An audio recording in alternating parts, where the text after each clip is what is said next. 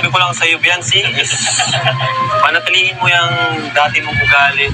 Kalinga Prab, bakit nga ba nasabi iyon kay Beyonce? Sa unang-una, wala naman pong masama sa pakiusap ni Kalinga Prab para kay Beyonce. Kasi iniisip po ni Kalinga Prab ang kinabukasan ni Beyonce. Dahil nga po, may iilan po siyang tinutulungan noon kasagsagan ng pagbablog sa kanila ay napakaraming biyayang dumarating.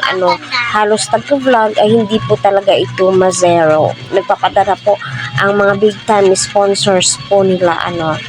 At sabi nga po ni Kalinga Prab, para sa akin hindi po natin kailangan baguhin ang ating ugali dahil lamang po sa pera. Mas importante po yung samahan. At kita naman po natin, kagaya ni Reyna, na super tagal na po sa Kalingap, isa na po siyang milyonarya ngayon dahil po yan kay Kalinga Prab. Yun po yung gustong mangyari ni Kalinga Prab sa kanyang mga beneficiaries, di ba? At alam po natin, na big time po yung mga sponsors ni Beyonce. Akalain niyo yun, 400,000 para sa kanyang lote. Iba pa po yung mga kagamitan, na iba pa po yung mga materyales para sa bahay nga po nila. Ganyan po kamahal nila itong si Beyonce. At maging thankful ka, Beyonce.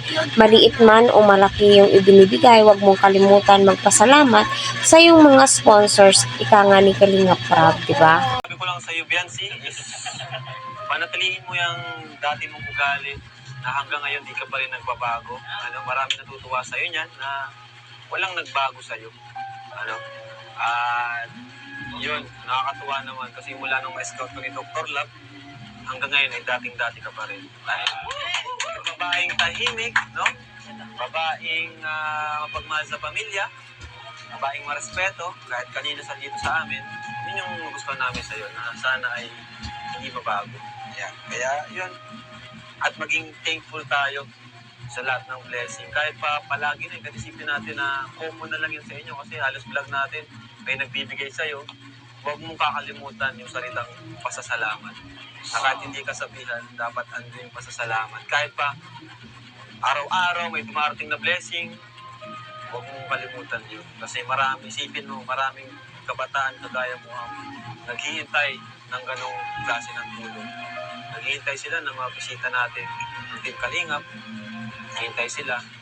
Kaya always yun, be thankful, be appreciative. Kung mga Kalingap, ano po yung maisasabi nyo or ma-advise nyo kay Beyonce? Para sa akin, magpasalamat ka, Beyonce, dahil andyan si Kalinga Prab, nagbibigay ng mga advices patungkol sa mga ibinibigay ng mga sponsors. O totoo naman po, kailangan mo na magpasalamat every time na nagbibigay sila. Kahit po hindi po sila magbigay, pasalamatan mo pa rin po sila kasi malaki po yung naitulong nila sa iyo.